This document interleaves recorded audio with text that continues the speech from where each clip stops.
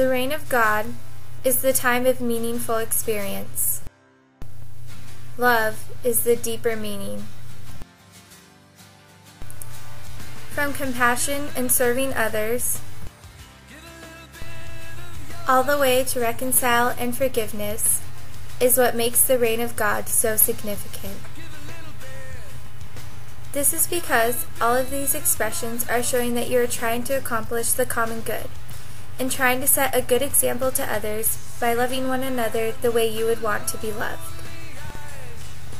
Charities, fundraisers, and other acts of kindness for others is an example of the reign of God.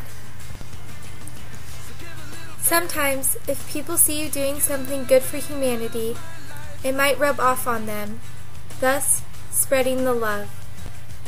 As an upstander, you can choose to start something that can help the community or humankind itself. Getting yourself or even a group to create such a thing would show how much you thrive to show acts of kindness in Jesus' eyes.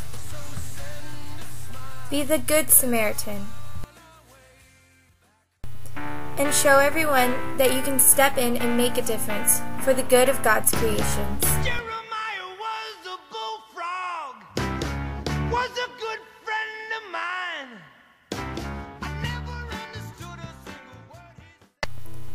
Forgiveness is the ceasing to feel resentment against one another. Forgiving those who have hurt you or ones you love is a big thing to do. Everyone can forgive, but many choose not to. Forgiving someone doesn't mean you are letting them off the hook of what they did, but telling them that although they really hurt you, you can still find it in your heart to absolve them of their wrongdoing. That is the significance of forgiveness. An example of forgiveness is the David Cash situation. A friend of his killed a girl in a bathroom at a casino. While his friend was doing this to the poor, innocent girl, David told his friend to stop, and after telling him with a stern tone, he gave up and walked away. So many people were ferociously angry with Cash due to his poor moral actions. They are especially upset with him because he believes he didn't do anything wrong.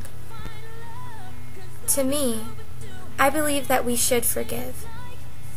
Why does everyone want to hold on to the worst things of the past instead of remembering the good? If people say it is good to move on from a tragic event, then why doesn't anybody actually move on? In David Cash's case, the people that feel sympathetic towards the victim and her family show their hate towards Cash's poor actions by making rude remarks about him. Although we shouldn't forget what happened to this girl, so tragedies such as this do not happen again, we also need to learn how to forgive someone for sinning. Even if they don't realize that they have done such a horrible thing, we need to have hope that they will one day come to realization that they have sinned and ask God for His forgiveness. The cleansing of the lepers.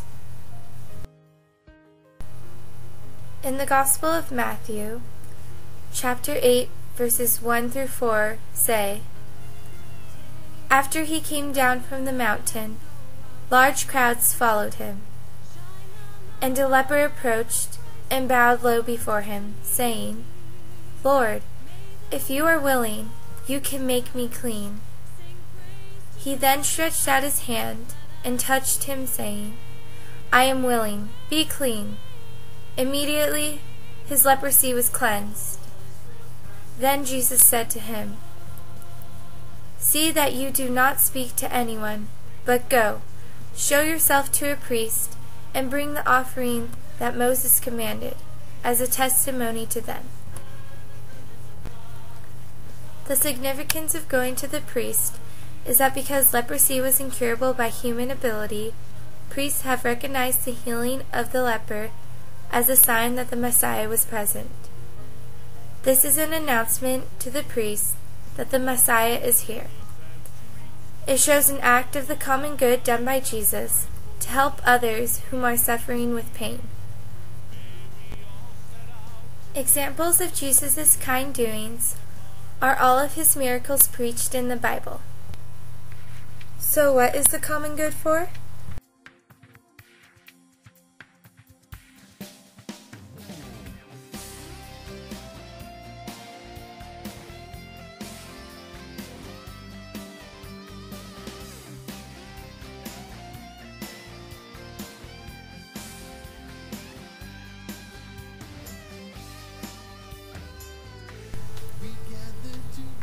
It's good for taking a deeper look into the reign of God, how to spread the love and acts of God to others, knowing how and why to forgive others, and broadening your view about certain stories of Jesus in the Bible.